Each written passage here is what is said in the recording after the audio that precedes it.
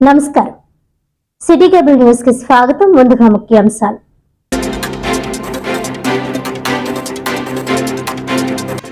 ప్రతిష్టాత్మక Kakinada bar association కు ప్రశాంతంగా ఎన్నికలు. అధ్యక్ష రేసులో హోరాహోరీగా తలపడుతున్న సీనియర్ అడ్వకేట్లు ఏలూరు సుబ్రహ్మణ్యం, ప్రసన్న కుమార్ ప్యానెల్స్.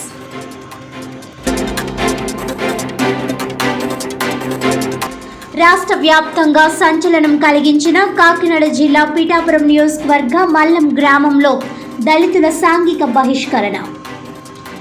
ఇరు వర్గాల పెద్దలతో శాంతి కమిటీని ఏర్పాటు చేసి సమస్యను పరిష్కరించడం జరిగిందన్న కాకినాడ జిల్లా కలెక్టర్ షాన్ మోహన్.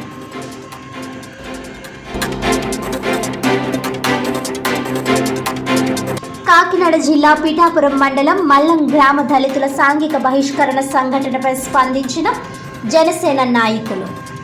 ప్రతి అంశాన్ని పవన్ కళ్యాణ్కు ఆపాదించడం సరైన పద్ధతి కాదన్న జనసేన జిల్లా అధ్యక్షుడు కూడా చైర్మన్ తుమ్మల బాబు, పీఠాపురం నియోజకవర్గం ఇన్ఛార్జ్ మర్రెడ్డి శ్రీనివాస్.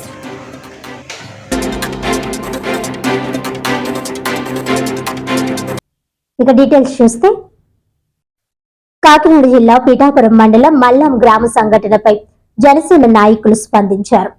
ప్రతి అంశాన్ని పవన్ కళ్యాణ్ కు ఆపాదించడం సరైన పద్ధతి కాదని జనసేన జిల్లా అధ్యక్షుడు కూడా చైర్మన్ తుమ్మల బాబు, పీఠాపురం నియోజకవర్గ ఇన్ఛార్జ్ మరెడ్డి శ్రీనివాస్ కోరారు. ఈ సందర్భంగా ఏర్పాటు చేసిన మీడియా సమావేశంలో వారు మాట్లాడుతూ సున్నిత విషయాలపై మీడియా సంయమనం పాటించాలని, కొంతమంది కావాలనే ప్రతి విషయాన్ని సెన్సేషనల్ చేయడానికి ప్రయత్నం చేస్తున్నారని అన్నారు. కరెంటు పని చేస్తూ షాక్ తగిలి చనిపోయిన పల్లపు సురేష్ జనసేన పార్టీకి చెందిన వ్యక్తి అని, త్వరలో అతని కుటుంబానికి న్యాయం చేస్తామని వెల్లడించారు. ప్రతి అంశాన్ని పవన్ కళ్యాణ్కు ఆపాదించడం మానుకోవాలని సూచించారు. మల్లంలో జరిగినటువంటి ఘటనపై సోషల్ మీడియాలో వస్తున్నటువంటి వార్తలు అవన్నిటినీ దృష్ట్యా మీకు వాస్తవాలు తెలియజేయాలనే ఉద్దేశంతో ఈ ప్రెస్ కాన్ఫరెన్స్ ఏర్పాటు చేయడం జరిగింది. ముఖ్యంగా ఆ రోజు జరిగిన సంఘటన చాలా దురదృష్టకరమైన సంఘటన. ఒక అతి సామాన్యుడు 5 ఏళ్లుగా ప్లాస్టింగ్ చేయని ఇల్లులో ఏదో సమకూర్చుకొని ఎలక్ట్రిక్ వైరింగ్ చేయించుకోవడానికి అతని ఇంటి పక్కన ఉన్న ఆయనకి ఎలక్ట్రికల్కి పని ఇచ్చారు. ఆ ఎలక్ట్రికల్ పని చేసే నేపథ్యంలో అతను ఒక హెల్పర్ని తెచ్చుకున్నాడు. ఏం జరిగిందో తెలియదు, ఎవరేమన్నారో తెలియదు. దాని మీటర్ ఆన్ చేశారు. అతను ఎలక్ట్రిక్ షాక్ గురై అతను చనిపోయాడు.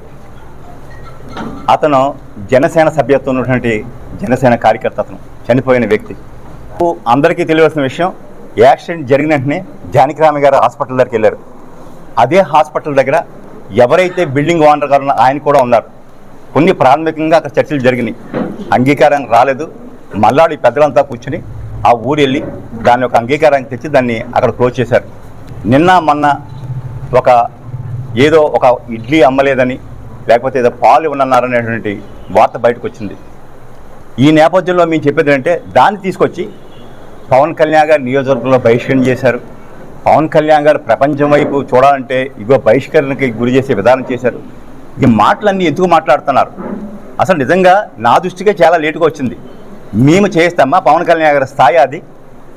ఎవరో ఈ నియోజకవర్గంలో కావాలనే ప్రతి విషయాన్ని సెన్సేషన్ చేయడానికి చేస్తున్న కార్యక్రమాలు ఇవి. నిజంగా ఎవరైనా సరే కుల బహిష్కరణ అటువంటి విషయాలు చేస్తే మేము సహిస్తామా?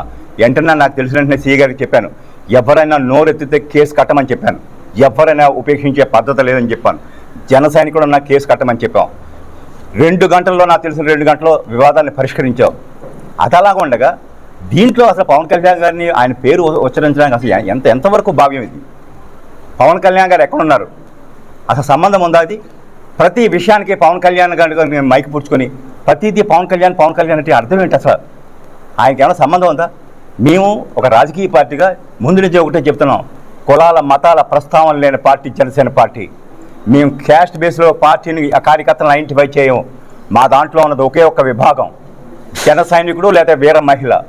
ఎస్సీ కానీ మైనారిటీ కానీ ఏ విభాగాలు ఉండవు మా పార్టీలో.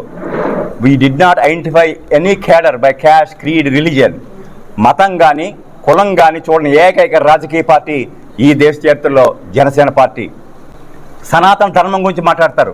సనాతన ధర్మం అంటే ఏమిటి? అందరినీ సమానంగా చూడమని. దాని అర్థం ఏంటంటే ఎవరిని వేరే వాళ్ళని డిజోన్ చేయమని అని చెప్పదు.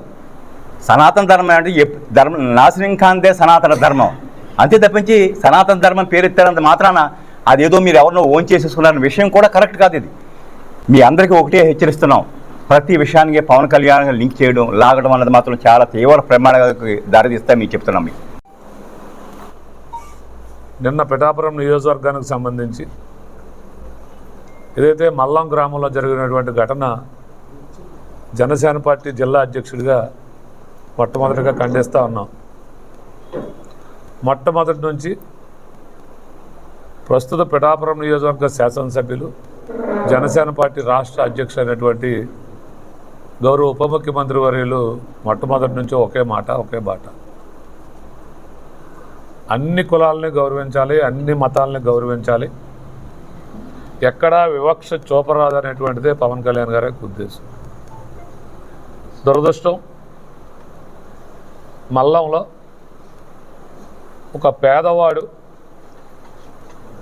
ఇల్లు నిర్మించుకునే భాగంలో అక్కడ కరెంటు పని నిమిత్తం ఇంకొక పేదవాడిని పనికి పెట్టుకోవడం జరిగింది.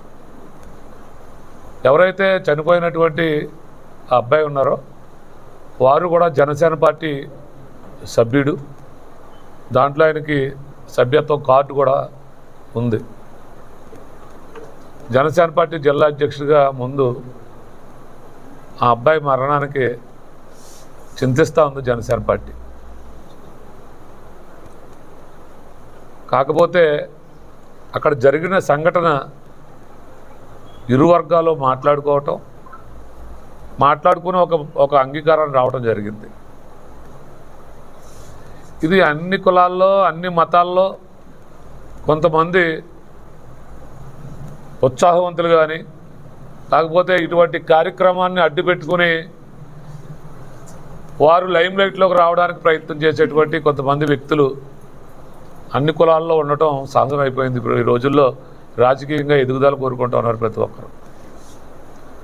అటువంటి భాగంలో ఏదైనా కొంతమంది అక్కడ జరిగి ఉండొచ్చు. కాకపోతే మీడియా సోదరులు కూడా ఇటువంటి మేమందరికీ నమస్కరించి అడుగుతూ ఉన్నా, నేను మీడియాలో చూసాం. ఇది ఇటువంటి సున్నితమైనటువంటి అంశాలని పూర్తిగా తెలుసుకుని ప్రచారం చేయకపోతే ఈరోజు సోషల్ మీడియా చాలా యాక్టివ్గా ఉంది. నిన్న ఒక మీడియాలో వచ్చినటువంటి వార్తని చాలా ఉత్సాహంగా సోషల్ మీడియా అంతా కూడా ప్రచారం జరిగిపోవడం జరిగింది. దాన్ని ఉద్దేశించే ఈరోజు సమస్య పూర్తవునప్పటికీ కూడా